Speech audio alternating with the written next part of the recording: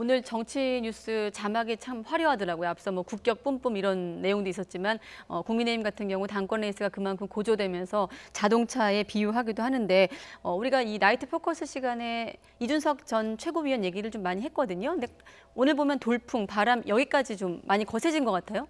네, 평론가님? 그렇습니다. 네. 일단 그 한길 리서치로 전 기억을 하는데 처음으로 그 당대표 후보들에 대해서 그 여론조사를 발표했을 때 당시엔 제가 기억하기에는 나경원 후보가 네. 1위였고 이준석 후보가 2위였는데 지금이 그게 역전됐습니다. 거의 2배 차이로 올라갔어요. 거의. 그렇죠. 예, 거의. 여론조사마다 약간씩 좀 차이가 예. 있지만 그러나 뭐 조금 그렇게 좀 벌어지는 어떤 상황입니다. 이건 그만큼 지금 회오리 바람처럼 불고 있다. 그러니까 흐름이 지금 이준석 후보 같은 경우는 굉장히 지금 흐름을 타고 있는 상황이고 여기에 이제 나경원 후보가 대응하고 있는 어떤 상황인데 더 중요한 것 중에 하나가 이제 주호영이라든지 김웅 이 두 후보는 사실 여론조사 발표 전까지는 굉장히 언급이 많이 됐었던 부분. 이에요. 그래서 마치 지역 영남대 뭐 수도권 이런 어떤 구도 지역 구도처럼 사실 흐르다가 이제는 완전히 세대 교체 구도로 바뀌어버렸거든요. 신부 세력으로 그렇죠. 예. 세대 교체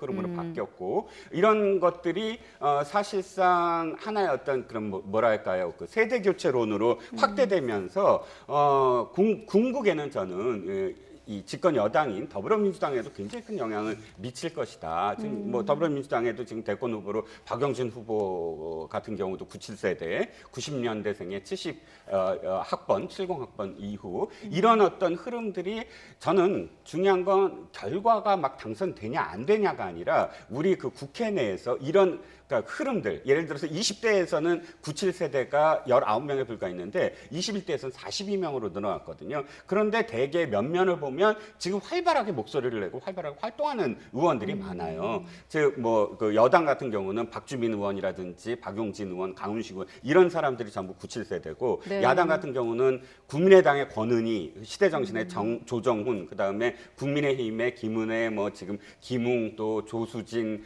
허은하 이런 세대가 굉장히 지금 활발하게 하고 있어서 결과 못지않게 중요한 건 이들이 드디어 이제 목소리를 내고 있고 또 그 이전 세대 기득권화되고 있는 86세대에 사실은 굉장히 경종을 좀 울리고 있는 게 아니냐. 그래서 결과에 상관없이 굉장히 주목되고 이들이 만약 그 추후에도 상당한 어떤 그 영향력을 또 활발한 어떤 활동으로서 결과를 내지 않을까 하는 생각입니다. 네, 평론가님께서 이번 국민의힘 당권 레이스를 설명하시면서 86세대에서 97세대로 좀 이동하고 있다는 얘기를 좀 정치권 전반으로 녹여서 해석을 해주셨는데 앞서 세대 교체라고 표현하셨거든요. 이준석 전 최고위원 입장에서 그걸 현실화시키기에는 좀 장애물들이 있어요. 그렇죠. 예, 당심을 있죠. 좀 확인해야 되기 때문에. 그렇습니다. 아무래도 이제 그 예비 경선도 50대 50이잖아요. 50%는 예. 당원들이고요. 50%는 일반 시민인데 일반 시민도 보수적 성향의 시민들만 참여하게 돼 있어요. 그러니까 역선택을 막기 위해서 그렇게 지금 조치를 취한 걸로 보이지는데 그러다 보니까 아무래도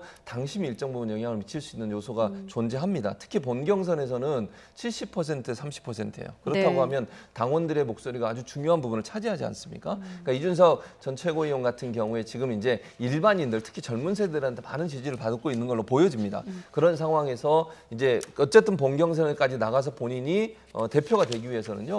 이제 당원들의 마음을 얻어야 돼요. 그런 상황이기 때문에 아마 이준석 전 최고위원은 젊은 층에 대한 지지를 어느 정도 끌었으니까 이제는 TK 지역이나 아니면 당의 중심이라고 하는 중진들까지 마음도 얻어야 되는 거거든요. 지금 그래서 화면에 나가고 있는데 그렇죠. 말씀하신 저기 이제 TK 대구로 지역을 방문한- 찾은 이유도 거기에 있다고 보시는 그렇습니다. 거군요. 예. 그럼 TK는 사실은 당원들 중심이 거기에 있다고 볼 수밖에 없거든요. 가장 많은 책임당원? 네, 그럼요. 네. 가장 많은 당원이 있는 거고요. TK 지역이. 그러다 보니까 결국 이준석 전 최고위원은 대표가 되기 위해서는 불가피하게 대구를 가야 될 수밖에 없어요. TK 지역을 끌어안지 않고는 거기서 지지를 얻지 않고는 사실 대표되기가 상당히 어려울 수도 있거든요. 지금의 이런 일반 시민들의 지지만 가지고는 좀 한계가 있을 수 있어요. 그래서 영남 지역에 있는 당원들의 지지를 끌어내는 것이 결국은 이제 승부를 가르는 중요한 요소가 될 거다. 이준석 전 최고위원 같은 경우에 그걸 달성한다고 하면 대표가 될 수 있을 것이고요. 네. 그게 만약 이제 어려워지면 사실은 좀 지금의 이런 구도 바람이 끝까지 가기는 좀 어렵지 않겠나는 생각도 듭니다. 네, 잠깐 그러면 여기서 주자들 얘기 직접 서로에 대해서 어떻게 좀 생각하고 있는지 어떻게 신경전을 펼치고 있는지라는 표현이 맞겠죠. 한번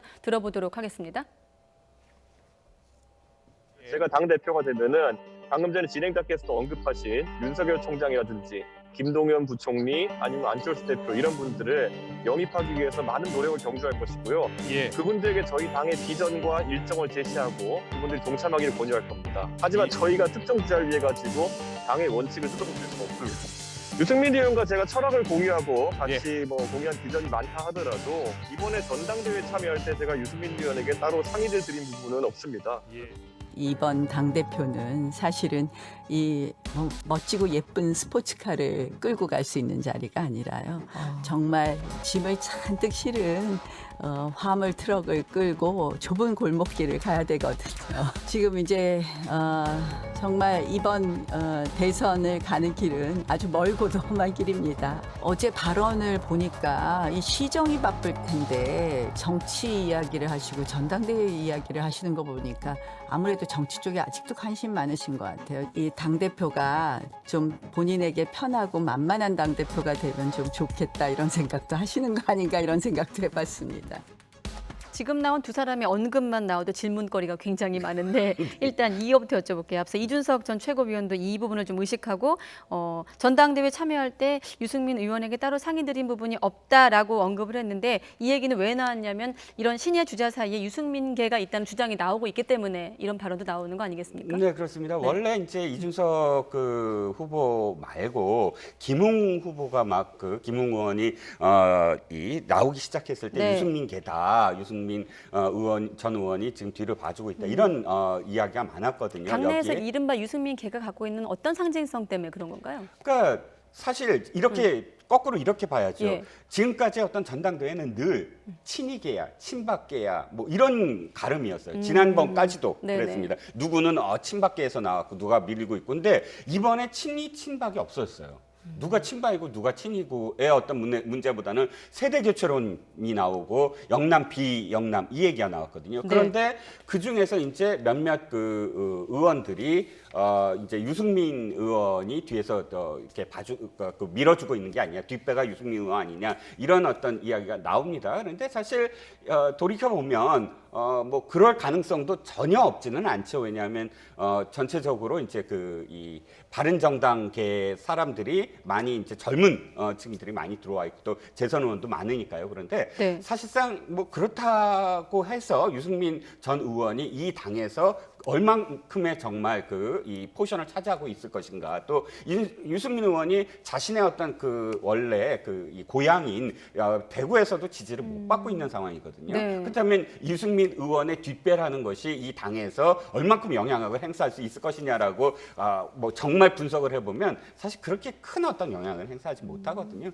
그렇기 때문에 그게 큰 도움이 되지 않는 상황에서는 그저 그냥 이게 누구 사람 이게 누구 사람이라는 식의 어떤 그런 편가름이 계속 작용하는 게 아니냐라는 생각입니다. 네, 앞서 나경원 전 의원이 또 오세훈 시장 언급을 했어요. 정치 쪽에 관심이 많은 것 같다 이런 표현을 쓰기도 했는데 어떻습니까? 지금 그만큼 원희룡 지사라든지 오세훈 시장 등이 좀 신예라고 해야 될까 이런 당권 주자들에게 좀 힘을 실어주고 있는 걸 의식한 발언일까요? 그렇게 보여요. 그러니까 오세훈 시장 같은 경우는 아무래도 이준석 전 최고위원이 본인의 이제 오세훈 시장 서울시장 선거에 많이 도와줬어요. 적극적으로 나섰고요. 젊은 세대들 모아가지고 힘을 모아주는 그런 역할을 했기 때문에 네. 아무래도 이제 거기에 대한 어떤 보답 차원도 저는 어느 정도 있다고 보고 또 이제 원희룡 지사 같은 경우는 잘 아시는 것처럼 늘 당 안에서 개혁적인 성향의 모습을 보여왔던 그런 분이잖아요. 그러니까 이번에도 사실은 신의 또는 개혁적인 이미지를 갖고 있는 젊은 세대에게 힘을 실어주는 쪽으로 가는 거죠. 그러니까 본인이 원래 갖고 있던 이미지와 사실은 지금의 행동이 다르지 않다고 저는 생각해요. 그럼 결국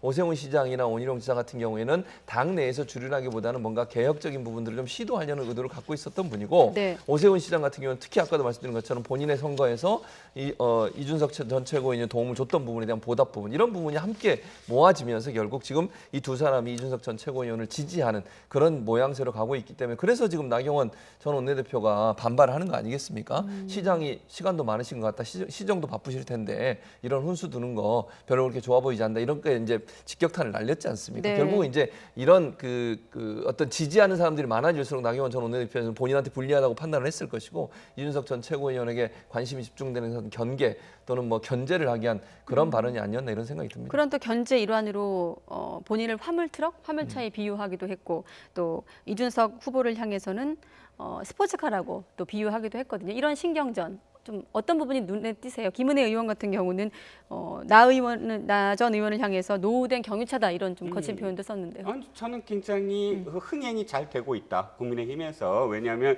지금 뭐 그렇다고 해서 무슨 비난을 한다거나 또 어떤 특정한 그런 그 발언들을 해서 서로 상처를 입는다거나 하지 않고 뭐 자동차와 관련돼서 화물 그러면 사실상 굉장히 지금 이 당대표가 대선 직전에 당대표가 해야 될 역할에 대해서 상징적으로 지금 표현한 게 아니냐.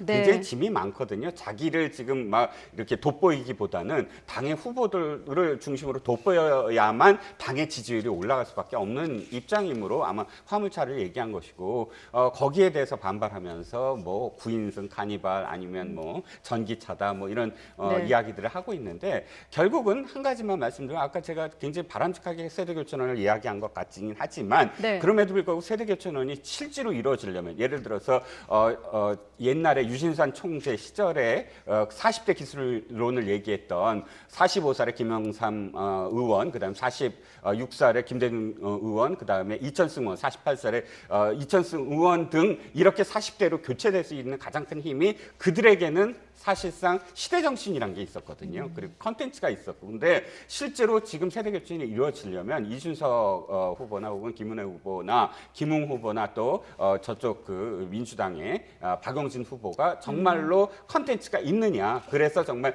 86 그룹을 이렇게 견제하고 또 그들을 밀어낼 수 있을 정도의 철학이 있느냐, 시대 정신이 있느냐. 그것을 아마 유권자들은 판단할 것이다라고 봅니다. 네, 이런 때 아닌 자동차 설전에 조호영 전 원내대표는 어떤 차종이든지 운전자가 중요하다라는 말로 좀 상황을 정리하는 또 언급을 하기도 했는데 아무튼 국민의힘 관련해서 끝으로 지금 보면 두 분의 공통된 의견은 중진과 신인의 대결이다라고 이제 요약이 되는데 이번 경선 이후 좀 대선 전국이라고 해야 될까 어떤 영향을 미칠까요? 물론 그러니까 가야 할 길은 좀 더 있습니다만. 저는 이렇게 생각해요. 기본적으로 사실 그러니까 신진 세력이 만약에 대표가 된다고 하면 저는 가능성은 좀 낮다고 보지만요, 개인적으로.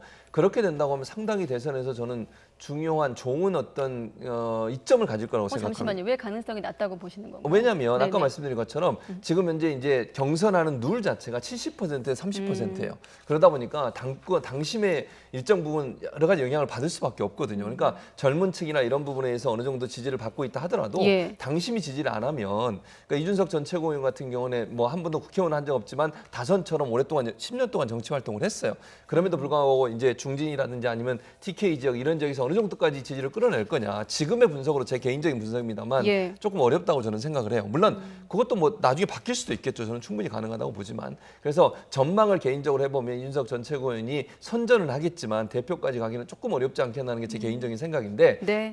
제 개인적인 제 견해를 뒤엎고 만약 윤석 전 최고위원이 만약 된다고 하면요. 저는 상당히 긍정적인 효과가 있을 거다. 대선에서. 왜냐하면 저렇게 젊은 사람이 예컨대 대표가 돼서 당을 이끈다. 그리고 새롭고 뭐 이렇게 쇄신적인 어떤 이미지를 보여준다고 하면 대선에서 많은 부분 이점을 가져올 거라 저는 생각을 해요. 그런 부분들이 저는 도리어 도움이 될 거라고 보고 중진이 이제 되는 경우는 대체적으로 중진 같은 경우는 당내 지지 기반이 넓기 때문에 중진이 될 가능성이 높다고 저는 보는데 그렇게 되면 이제 여러 가지 논란이 일 수도 있다는 거죠. 그러니까 쇄신이 안 되는 부분에 대한 비판이 일어날 수도 있고 또 만약에 누가 되느냐에 따라 차이가 있겠지만 예컨대 나경원 전 원내대표 같은 경우에는 이제 강성 이미지가 아직 남아 있는 상황이고요. 주호영 전 원내대표는 영남당으로 가는 게 아니냐. 또 나경원 전 원내대표 같은 경우는 도로 한국당 가는 거 아니냐. 이런 이제 논란과 이슈들이 나올 수 있는 상황이기 때문에 그것이 또 부정적으로 영향을 미칠 가능성도 저는 있다고 봅니다. 네, 알겠습니다.